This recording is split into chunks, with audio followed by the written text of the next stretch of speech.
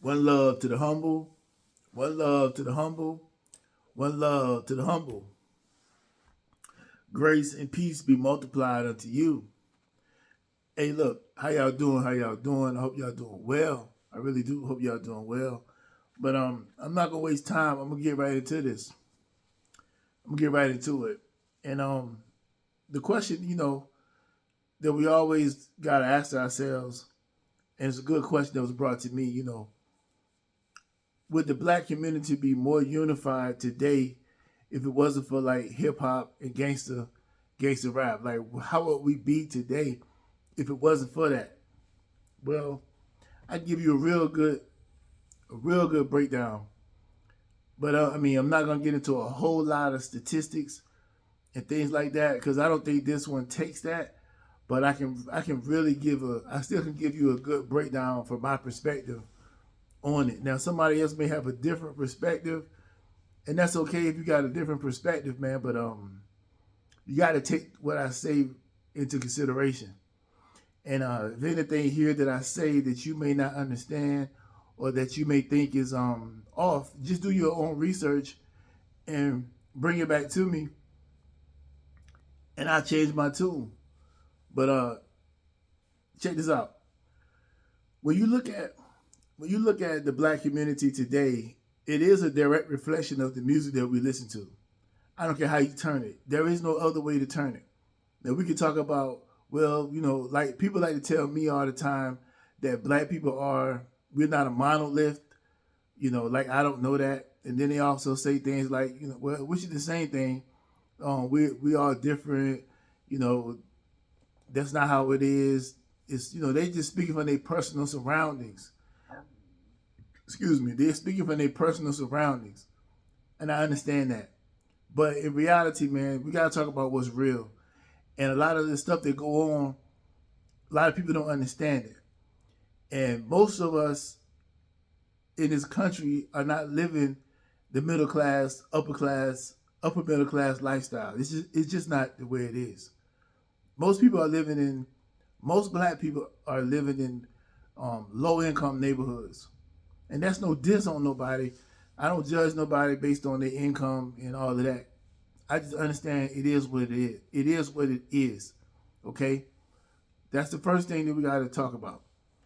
So, when you look at the music scene of the black people, let me get this straight first. Now, we got you got the subculture. The subculture is the culture that really is mostly intertwined in with the hip hop, with the violence, with all that stuff. The blacks among us that's doing well for themselves, they might listen to the same music, they may, but they don't participate they're culturally different than the ones who listen to this music, that's living in this community that can relate to the music. Because you can grow up in a community, move out of it, and kind of lose touch with what's going on in that community, right? No fault on either side. It's just the way the natural growth is of life. So now, when you're looking at hip hop music, it's very influential. It's all over the world at this point. Everybody knows hip hop. I don't care where you're from. It's in all different languages now. Everybody in all different languages are doing hip hop. But look, the question is, would the black community still be what it is today if it wasn't for hip hop and gangster rap? And to me, the answer is no, it would not be the same way. And I can tell you why I think it would not be the same way. Before hip hop came on the scene in the 70s. Now we got this idea, today people say the 1900s, right? That's how they talk about it. But that's not that long ago. People that was born in the 70s, right now today, anywhere from 70 to 79 are in their 40s right now. Like maybe their mid 40s. And some of them may be in their 50s. But they still are out here. It's not that long ago when you really look at it. Yeah, we think it's long because you went from a 19 something to 2000 and something. But in reality, it's the same. They still out here active and still doing things. They not old decrepit people. They still young. And it's even people in the 80s, born in the 80s, they're in their 40s, and so forth and so on. But anyway, if you look at when the music came out in the 1970s, hip hop hit the scene. It wasn't like it is today, but it was the beginning. Now, prior to hip hop hitting the scene, the music that black people were listening to was jazz, blues, rhythm and blues, and spoken word poetry were the main things that we was doing in the black community at that time. Blues was not talking about taking somebody's life. Spoken word poetry was not talking about taking somebody's life. R&B back then was not talking about taking somebody's life. Okay? Those things back then were talking about love, unity, coming together, political issues, things like that. That's what it was talking about. How we can unite. And it was pretty much working. The spoken word was about love. You know, everybody went to the spoken word because, you know, you want to take your girl, or you might want to go there and meet a girl.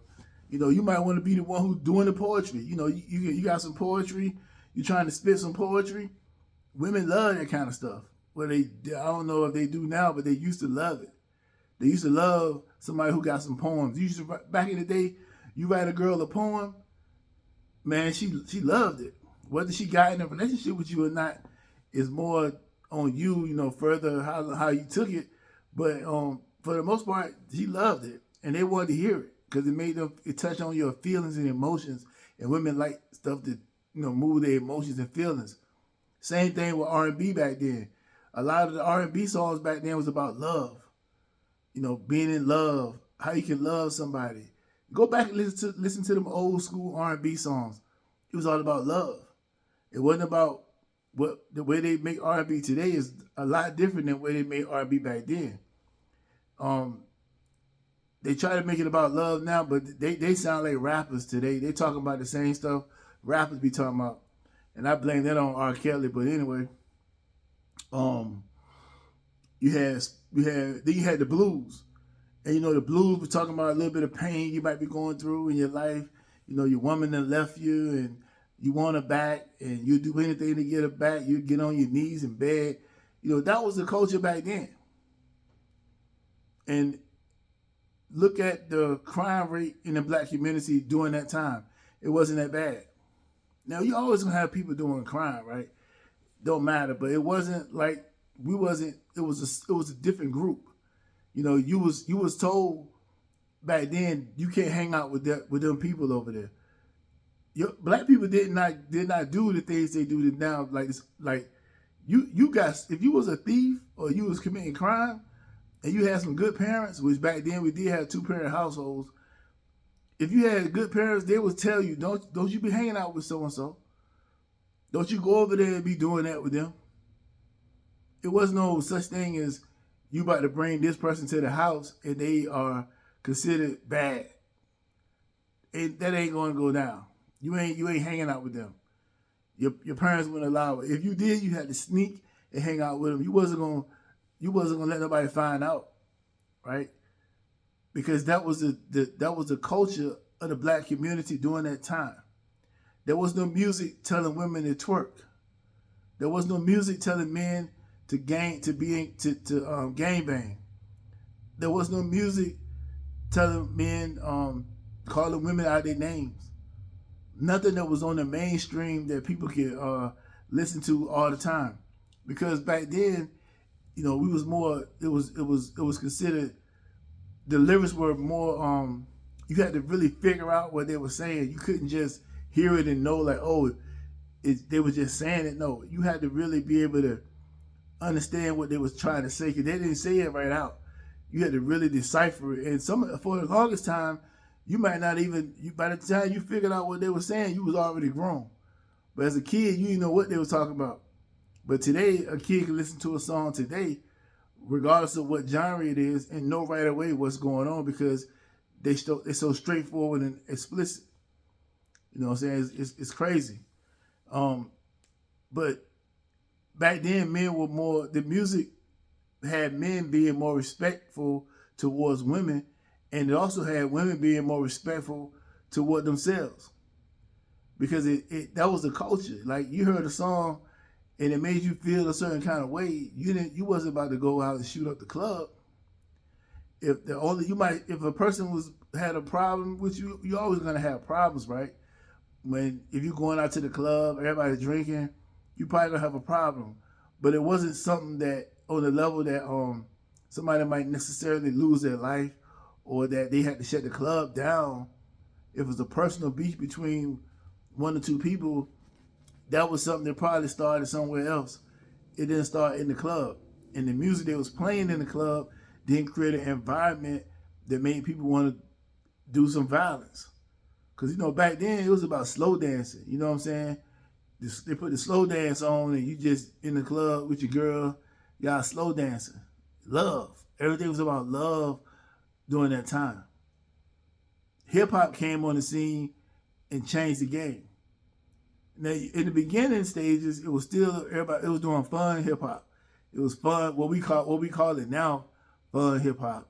It was all about having a good time and stuff like that. And then as it gradually started to change, different people start coming into it, bringing a different style into it, making it more, violent. It became violent, and music shapes culture. I'm gonna say that one more time. Music shapes culture. So when the music started to change, the culture gonna change. Because what happens is, wherever you from, you bring that culture to the music. That's what you're gonna rap about. You're gonna rap about your culture. And you bring that to the music scene, most of the people like it, they wanna adapt to your culture. Now everybody wanna be a gangster. Everybody wanna be Tupac. Everybody wanna be all of those things. And in reality, that is a detriment to the black community, which keep us separated instead of being unified. Because when we make these songs, when they make these rap songs, who they talking about hurting? Another black person. Who they dissing?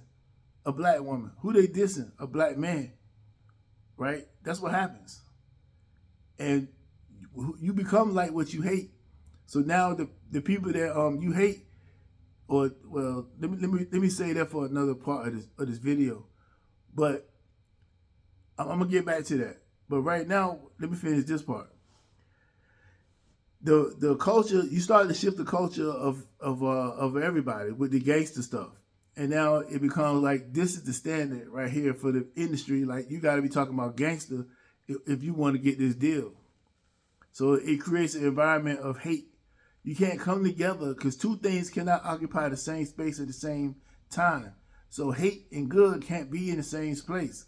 So it's going to either be one or the other. And usually hate is what's going to win in 90%, 95% of the time. So now you can't be unified when all the stuff you spewing is about how much you hate somebody else. And if I listen to that enough, I'm going to start hating too. Now I'm hating. Now I don't have no love for nobody. Now I'll bust a N-word upside the head. Now I'll slap a B in the face. Now I'll do this, and you know what I'm saying? Because I ain't even like that, right? Not me personally, but I'm saying that's what gets into your spirit, into your soul. Because music is spiritual. It's a spiritual thing. It changes your spirit and make you act in a different type of way. You don't want to unify because I don't like this other dude that look like me. I don't like him. I don't like that chick over there, you know what I'm saying, that look like me. I don't like her. I can't stand B's. I hate H's. You know what I'm saying? You know what I'm talking about. So when you look at the 70s and the way they did music back then, they was on something different. And it was going pretty good. But see, in our community, they hit us with the rap, the crack, all that was hit at the same time. And then it created a whole new separate genre of music right after the crack came out, or right when it was out. Because the crack hit longer than the 80s. It might have hit the scene in the 80s, but it went all the way through the 90s. Heavily, all the way up until like 95, 96. Crack selling was still going strong in the black community. And that's the truth. Now, maybe some of you was too young to know, but the 80s is when it started, but it went all the way through. It went all the way through the 90s, and it was in the music. And what I say, music shapes culture. So we got this circle going on where it don't stop, like a hamster in a wheel.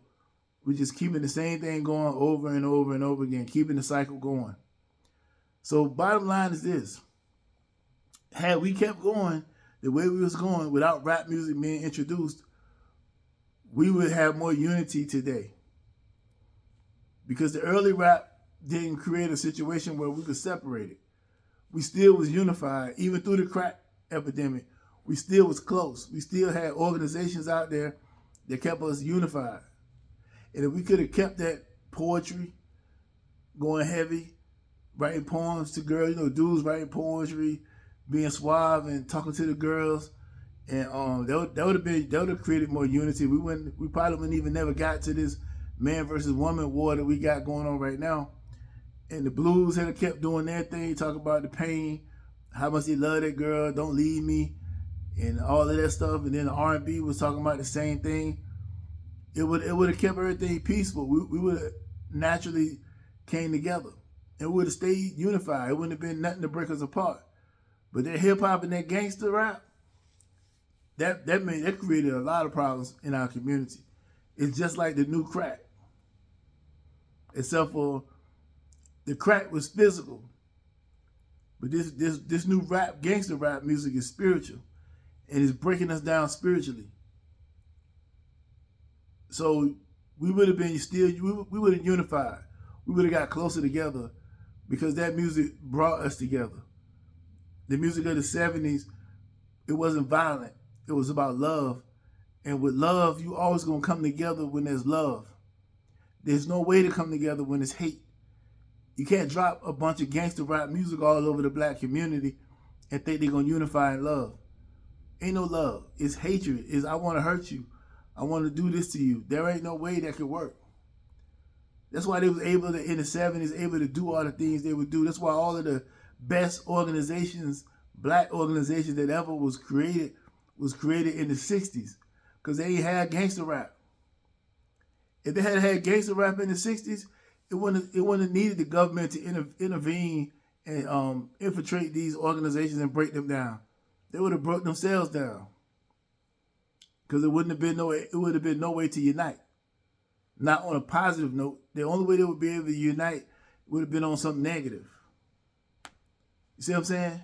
So there would have been a natural progression for us to continue to get closer. But that's been disrupted, and at this point, I don't know if we can ever get back to the point of what they did in the 60s, the way they united and was able to come together strongly. I don't think that can ever happen again.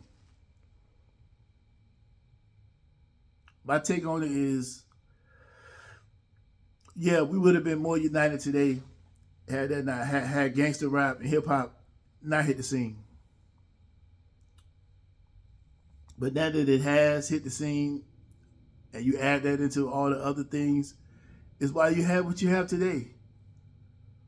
Hatred between the black people. And it's getting worse.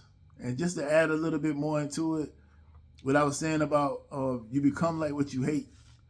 So whatever I hate, I'm going to become just like that.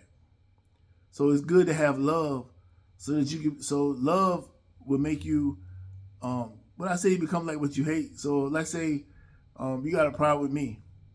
What I mean by you become like it is you start doing the same things they do. So whatever you're doing to me, if I don't like you, I'm going to start doing the same thing to you. So I become just like you.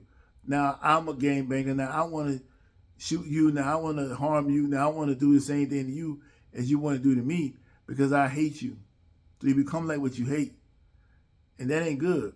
Now we can have love. You can also become like what you love. It goes both ways. But hate is so strong.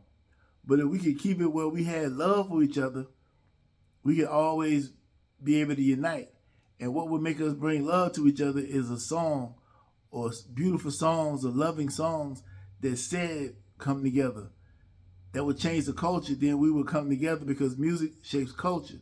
So we had songs about love, more songs about love than we do hate, more people be willing to come together. Because the music influence, music soothes the soul of the savage beast. Meaning, music will get people to move the way you want them to move and do what you want them to do. Because they'll feel it in their soul. That's what happens. And we don't really recognize what's going on, how music is a weapon against us today.